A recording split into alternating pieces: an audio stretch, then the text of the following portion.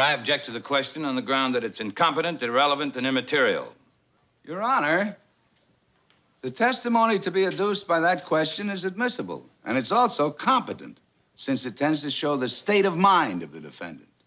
Without stipulating as to relevancy or materiality, the question's incompetence is implicit in lack of proper foundation. Remember when the smartest guy in the room was always the defense attorney? Perry Mason made courtroom drama a weekly ritual. Raymond Burr played the legal genius who almost never lost. Barbara Hale was Della Street, his right hand in everything, and William Hopper was Private Eye Paul Drake. And then there was Hamilton Burger, the DA who showed up every week just to get steamrolled. The show launched in 1957 and ran for 9 seasons, turning legal procedure into appointment television, solving murders, flipping witnesses, and making confessions happen on cue. Today, we're counting down 15 facts about Perry Mason you probably forgot. From the A-list guest attorneys to the Technicolor experiment to its real-world legal legacy. Now, before we get started, hit like and subscribe and share this video with a friend who constantly yells objection at their TV. Now, let's get into the countdown with number 15. Burr auditioned for Hamilton Burger and got Perry Mason instead. Raymond Burr had spent years playing villains. Killers, thugs, heavies of all kinds, including the suspected murderer in Hitchcock's Rear Window. Hollywood had him locked in a box labeled bad guy, and most actors would have just accepted that. When the new Perry Mason series started casting, executive producer Gail remembered Burr's courtroom performance in A Place in the Sun and brought him in to read for Hamilton Burger, the district attorney who loses cases for a living. Mr. Mason, Trevor Harris certainly knew that his wife was dying. He certainly knew that she was one of the wealthiest women in the world. And you knew the question was so framed as to be unduly prejudicial, making impossible any objective appraisal of fact. Your Honor. That is enough, gentlemen. The objection is sustained.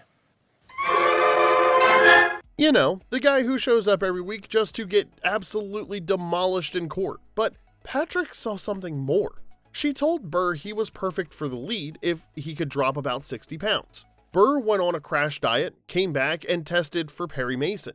Stanley Gardner, the genius who created the character, was reviewing that screen test when he stood up, pointed at the screen, and declared he'd found his Perry Mason.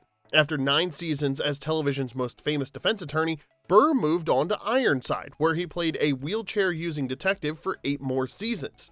2 legendary shows, 17 seasons of network television. I mean, the man owned 2 decades of TV.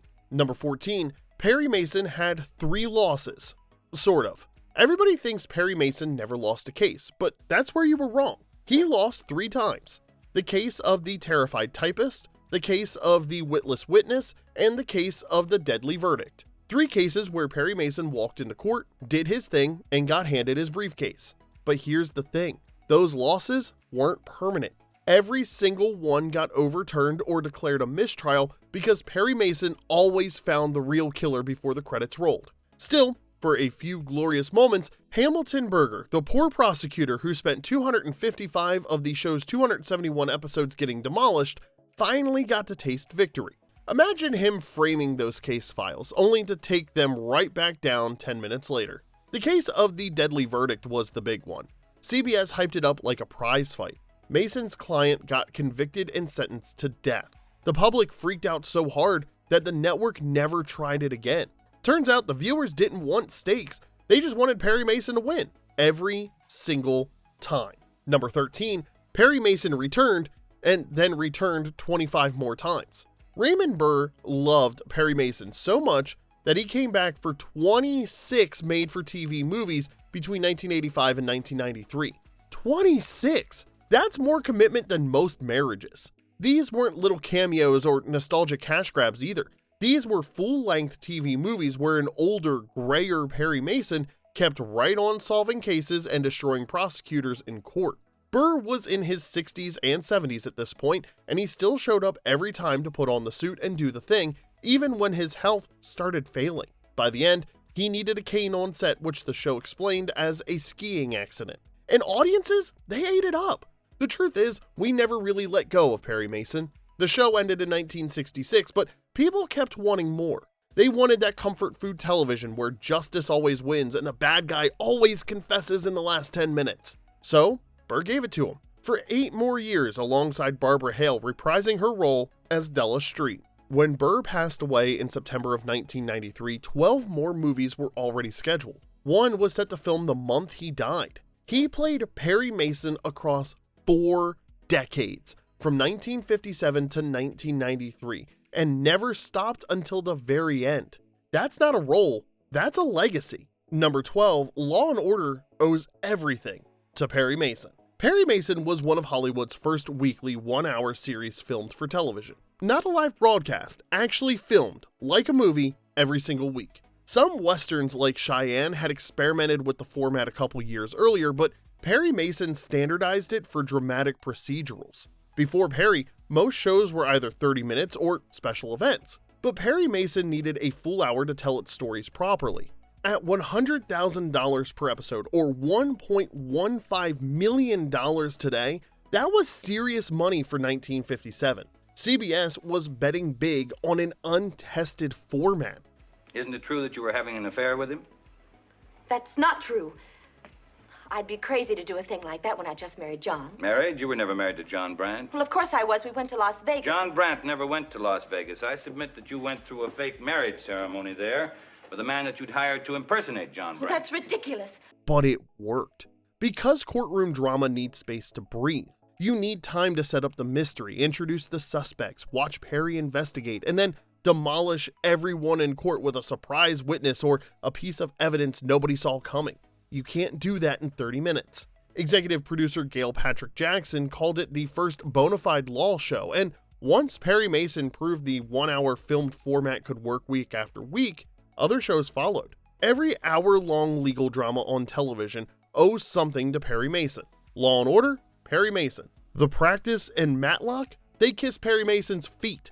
The show built the template for courtroom television. Number 11, Hollywood legends filled in for Raymond Burr. In 1962, Raymond Burr was hospitalized for surgery to remove intestinal polyps, a serious health scare that kept him off set for 4 consecutive episodes. The producers had a problem, deadlines to hit, network contracts to honor, but they had no Perry Mason. So what do you do when your star is unavailable? You call in Bette Davis. Davis was a huge fan of the show and was more than happy to step in. Well, all right, let's start again. Whatever you boys wanted to steal tonight from the Otis Company, you didn't get away with it. Skip it. You can't help me any. You don't trust women very much, do you? She played Constance Doyle, a widowed attorney who takes over a case while Perry recovers. And she wasn't alone. Walter Pidgeon, Michael Rennie, and Hugh O'Brien all rotated through as substitute attorneys during Burr's absence. Meanwhile, the production filmed brief phone scenes with Burr from his hospital bed so Perry could still appear even if he wasn't in the courtroom. The man was recovering from surgery and still showed up to work. This tells you everything about how committed the production was to keeping the show on the air. No breaks, no hiatuses. Perry Mason was happening every week whether Raymond Burr was healthy or not. And when they needed Hollywood royalty to fill the gap, those legends answered the call. Number 10, The Edge of Night was supposed to be Perry Mason. Now, here's a wild bit of TV history. The long-running soap opera, The Edge of Night, was originally supposed to be a daytime Perry Mason series. In 1956, CBS wanted to bring Perry Mason to daytime television. Erle Stanley Gardner was on board to create and write the show, and everything was moving forward, but then CBS made one fatal mistake. They told Gardner that Perry Mason needed a love interest. You know, to appeal to daytime soap audiences. A will they won't they tension. Gardner's response? Hell no, to the no, no, no, yeah, to the no. Perry Mason doesn't do love interests. The man solves crimes and wins cases. That's it. CBS pushed and Gardner pushed back harder. Then he said, I'm out of here. So CBS hired Irving Vendick, a writer from the Perry Mason radio show, to retool the whole thing. They changed the character's name to Mike Carr, moved the setting from LA to a fictional Midwestern city called Monticello, and called it The Edge of Night. And here's the kicker. They cast John Larkin, the actor who played Perry Mason on the radio, as Mike Carr. So audiences were essentially watching Perry Mason, just with a different name. The Edge of Night ran for 28 years and won a special Edgar Award from the Mystery Writers of America.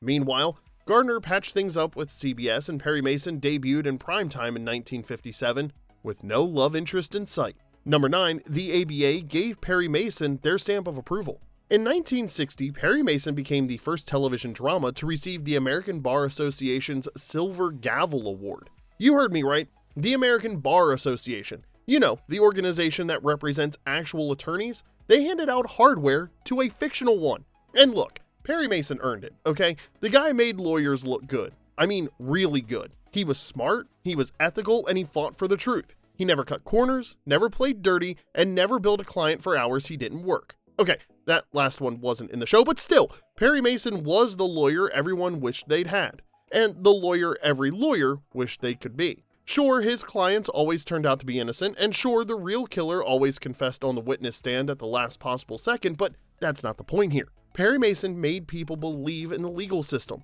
including a kid in the Bronx who would one day sit on the Supreme Court. During her 2009 confirmation hearings, Justice Sonia Sotomayor talked about growing up in a housing project with no lawyers in her life, no role models in the courtroom, but she had a TV, and on that TV was Perry Mason. She said the show molded her. She remembered a specific scene where Hamilton Berger, the prosecutor who lost every single week, explains that his job isn't just to win, it's to serve justice, convict the guilty, protect the innocent. That's the gig. That speech changed something. She became a prosecutor, then a federal judge, and then a Supreme Court justice. The ABA gave Perry Mason an award, but Perry Mason gave us a Supreme Court justice.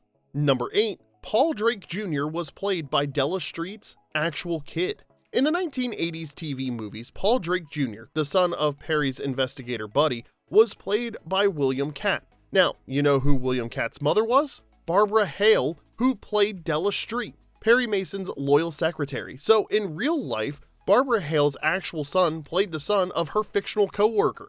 On screen, Della Street was working alongside the kid of her old colleague. Off screen, Barbara Hale was working alongside her actual kid. That's the kind of Hollywood casting that only happens when a franchise runs long enough to outlive half the original cast. And it worked. Katt had already made a name for himself as the star of The Greatest American Hero. Barbara Hale had even guest starred on that show. Is he there with you? Let me put him on the phone. Let me talk to him. Well, he's a little indisposed, honey.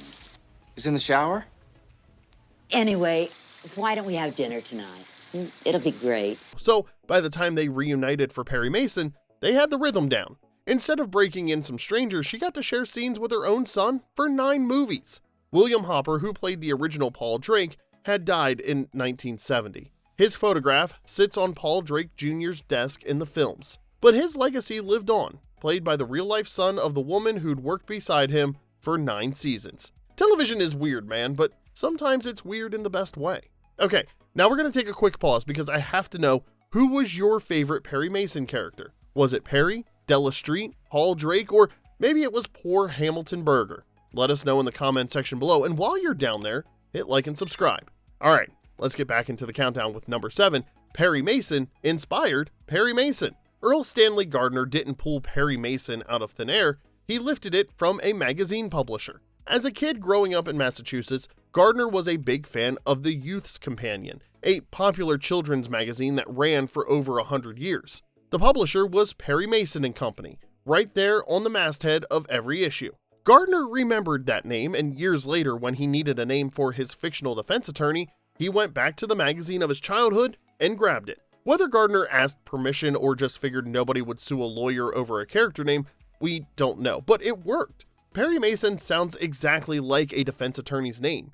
It's strong, trustworthy, 2 syllables each, which is perfectly balanced. You can imagine it on a business card or a courtroom door. Compare that to, say, Chet Blunderson, attorney at law. It doesn't quite inspire the same confidence, does it? Gardner understood that a great character starts with a great name, so he borrowed one from his childhood and built an empire around it. Number 6, Gardner hated the 1930s movies, so he took control. Now, before the TV show took over the world, Warner Brothers made 6 Perry Mason movies in the 1930s. 3 different actors played Perry across 6 films, and Earl Stanley Gardner hated every single one of them. Here's what Warner Brothers did to his character. They took Perry Mason, a serious hard-edged Depression-era attorney, and turned him into a wisecracking playboy. Perry flirted with every woman who walked into his office, he cooked gourmet meals, he made jokes, he was basically a lawyer cosplaying as a Thin Man character. It gets worse though. In one film, Perry and Della get married. Married! Paul Drake, the loyal private investigator, became a bumbling comic sidekick they called Spudsy. Gardner had zero control over any of this. He sold the rights, cashed the check, and watched Hollywood turn his creation into something he didn't recognize. So when CBS came knocking about a TV series in the 50s, Gardner laid down the law. He formed his own production company, Paisano Productions, and demanded full approval over scripts, casting, and production. Every decision would go through him. He would review every script for legal accuracy and character consistency. CBS wanted Perry Mason badly enough that they agreed to all of it, and that's why the TV show worked. What time did you say he left your party that night? I said about 2 or 2:30. When you were in my office, you said he left around 11 o'clock. You asked me a question, Perry, and I answered it. I said Ted left around 2 o'clock in the morning. Gardner had been burned once before. He wasn't getting burned again. There was no wisecracking, no gourmet cooking, no Spudsy, just Perry Mason the way he was supposed to be. Gardner learned from the movies that if you don't control your own work, someone else will ruin it, so he took control. 82 novels, 9 seasons, 26 TV movies, that's what happens when you protect your creation. Number 5, 2 Emmys, 1 night. In 1959, Raymond Burr won the Emmy for Outstanding Lead Actor in a Drama Series. That same night, Barbara Hale won Outstanding Supporting Actress. And they weren't done. William Hopper, Paul Drake got nominated too. 3 out of 4 leads recognized in a single year. The only one left out was William Tallman, but he spent every episode losing to Perry Mason, so maybe that felt appropriate. Burr won again in 1961. That's 2 Emmys in 3 years. At that point, the Television Academy was basically just confirming what 30 million viewers already knew every week. Raymond Burr was Perry Mason. Monty Markham played the role in 1973, and it only lasted 1 season. Matthew Rhys played him for HBO in 2020, and the show was canceled after 2. Both were good actors, but neither was Burr. Hale's win tends to get overshadowed, but it really shouldn't. Della Street held that show together. She was Perry's conscience, his sounding board, his partner in everything but name. Hale played her for nearly 40 years, from the original series through all the TV movies, and never once made it look like work. 3 Emmys, 9 seasons, and I know it doesn't sound like much on paper, but in 1959, Perry Mason swept the room and everybody noticed. Number 4, most episodes weren't real trials. Now, here's something most people don't realize about Perry Mason. Those dramatic courtroom scenes, most of them weren't trials. They were preliminary hearings. Why? Well, because of money. A full trial requires 12 jurors. That's 12 actors you have to hire, costume, and pay every single episode. But if you're just doing a preliminary hearing, you just need a judge, maybe a bailiff, and suddenly your courtroom costs drop dramatically. 12 fewer actors per episode over 9 seasons, you do the math. It also helped the storytelling. A real murder trial can take a year to get to court. A preliminary hearing happens in weeks. With faster resolution and tighter drama, and conveniently, that's when Perry would drop his bombshell evidence and get the real killer to confess on the witness stand. Every week, gasps from the gallery, Hamilton Burger looking like someone just stole his lunch money. Now, did any of this make legal sense?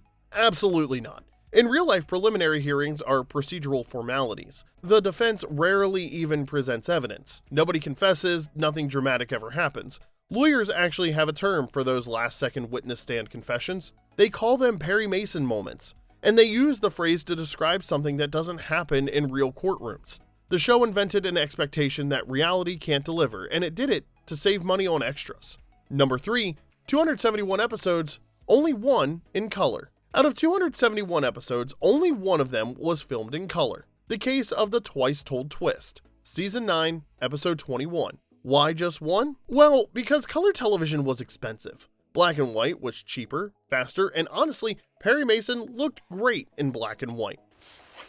I don't get it. Never mind. What about the blonde? Her name is Edna Freeman, and the Onyx is a honky-tonk down on Main Street. Better talk with her, Paul. Find out what she knows about Kane. All right, I'll call you. The shadows, the courtroom drama, the stark contrast between Perry's dark suit and the bright witness stand, it all worked. But by 1966, the industry was shifting.